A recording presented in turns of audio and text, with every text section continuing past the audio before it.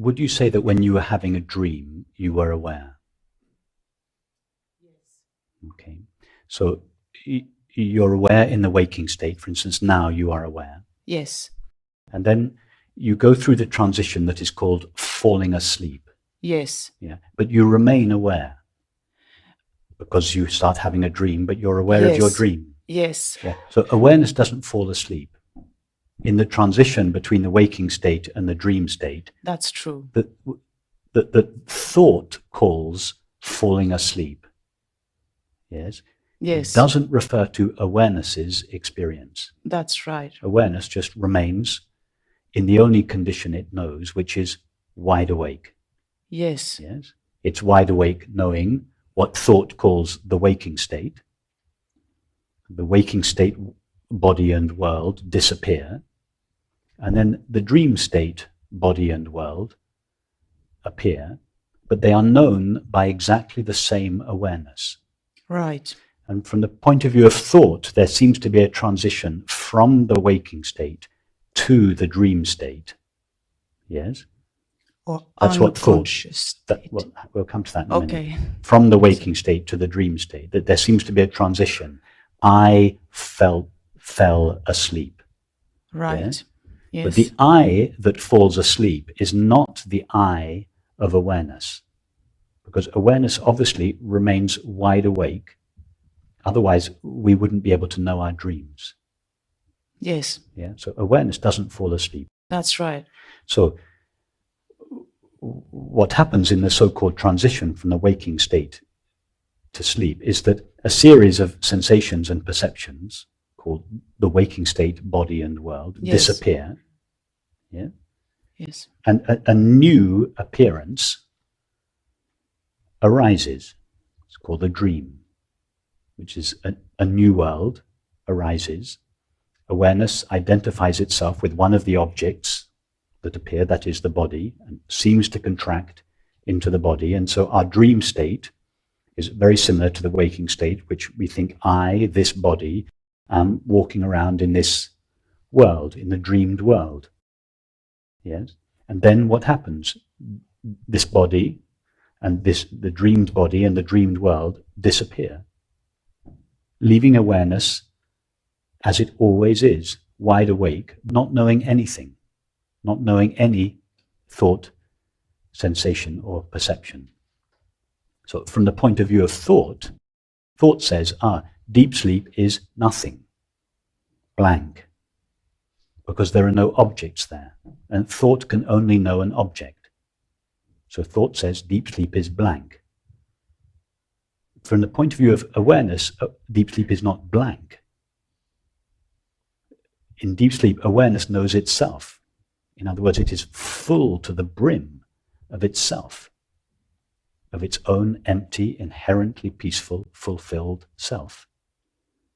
That is not nothing. It is only the point of view, it is only nothing from the point of view of thought. From the point of view of the one who truly knows, that is the one who truly experiences or is aware of anything, deep sleep is not a blank nothing. It is full to the brim with pure awareness, inherently peaceful, fulfilled awareness. That's why we all we all look forward to falling asleep at night, because we know it's so peaceful and fulfilled there. We desire nothing and we lack nothing. It's called happiness. Yes, I followed this from the video. So yes. Awareness doesn't go through a transition from waking to dreaming, and it doesn't go through a transition from dreaming to deep sleep, and then it doesn't go through another transition from deep sleep to the next dream, and then from the next dream to tomorrow's waking state. Awareness never goes through any transitions. In fact, awareness is not traveling through time, through all these states. Awareness is always in the same place, which is a placeless place, called infinity, and always at the same time, which is a timeless time called eternity. It never goes anywhere. It never alters its conditions or its state. The waking, dreaming, and deep sleep states pass through it. It doesn't pass through them. In fact, that's not even quite true. It, infinite awareness, takes the shape of the mind. which itself appears as the waking and dream states. So they don't even pass through consciousness. It is consciousness, it is infinite consciousness itself that takes the shape of the waking and dreaming states. I was just about to ask that, can you replace that word awareness into consciousness? Yes. And then you did. Yeah. But what is then when a person is unconscious? Tell me about your experience of being unconscious. Has anybody ever had the experience of being unconscious? But there is definitely... I don't want you to argue logically with me. I want you to tell me from your experience what you know of not being aware. Nothing. Okay. Could you ever imagine having the experience of not being aware?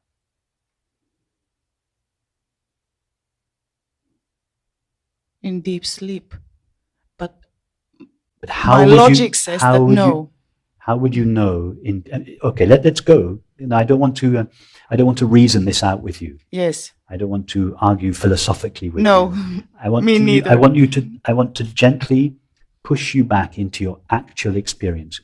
In deep sleep, do you have the experience of not being aware? No.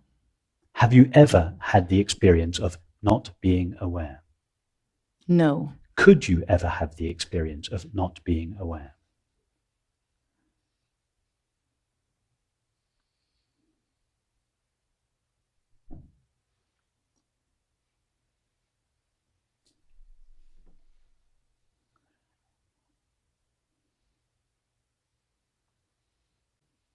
I don't know. Well, let me ask the question in a different way. Could you ever be aware of not being aware? No. Then the experience is not possible. Because in order to claim an experience, you must be aware of it. Therefore, you're quite right. Not only have you never had the experience of not being aware, you could never have such an experience. And not only have you never had, nor could you ever have, the experience of not being aware, nobody has ever had or could ever have the experience, I am unaware. Why, then, is our culture founded upon the belief that awareness is this fleeting, fragile byproduct of the mind that comes into existence when the body is born, that moves, evolves, grows old, and disappears when the body dies? It's a belief. Nobody has ever experienced the appearance or disappearance of awareness. Nobody. Not for a fraction of a moment. If it was possible to experience the disappearance of awareness, don't you think somebody by now would have had that experience just for a fleeting moment? Absolutely. But nobody has. Why not? It's not possible. It's not possible. And yet our culture is founded, that the founding belief of our culture, of our world culture, is that I, awareness, am finite and temporal. The entire adventure of the separate self, that is, the vast majority of people's lives, are based upon that single idea. I am temporary and finite. All our fears and desires, psychological fears and desires, come from that single belief. And that single belief simply comes from the overlooking of our true nature, which everybody knows as the experience, I am aware that I am aware. So you can never call a person unconscious. You can never call a person either conscious or unconscious. It is consciousness alone that is conscious. People don't have consciousness. Consciousness has people from time to time. So how we would have to refine a new way to to explain that if I'm pinching you when you're dreaming or in deep sleep, you wake up, but then there is a time after an accident if one pinches one and he or she doesn't wake up, it's not being unconscious, it's being something else. It's fine to call it being unconscious. It doesn't matter what we call it, as long as we But it's define. misleading. It's misleading, yes. The presumption is that because I can't hear the sound, whatever it is, when I'm in deep sleep, or feel the pinch, or whatever it is, therefore I, consciousness, has disappeared. Right. I get it. And if you just ponder that Yes. this single line of this conversation, you really ponder it, and you see in your own experience, you really, in a visceral way, you bring yourself to the understanding. I have never experienced the appearance of awareness. I have never experienced a change in awareness. I have never experienced the disappearance of awareness. And first of all, bring yourself to that understanding based on your experience. Don't believe me when I say that. Yes, I don't. Bring yourself again and again and again, not just once, but again and again, to that experience until it becomes your lived experience. Yeah. And then begin to ponder the implications of that fact. Yeah. That the entire life of the separate self comes tumbling down. If we really ponder the implications of that fact.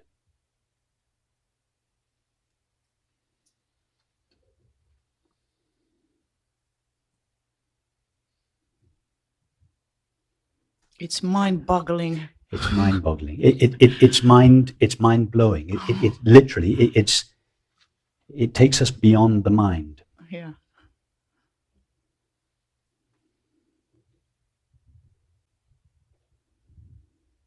Somebody told me a story recently about an email that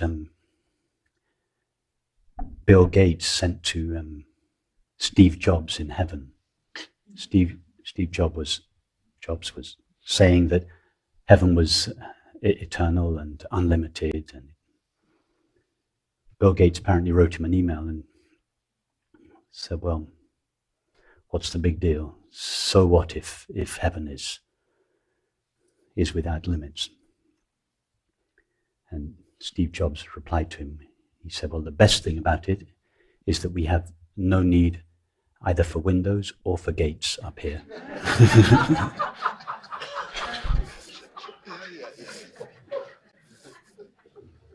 So think about it. Think about what it means, what it would mean for your life to live a life that was consistent with the feeling understanding. I, awareness, never appeared.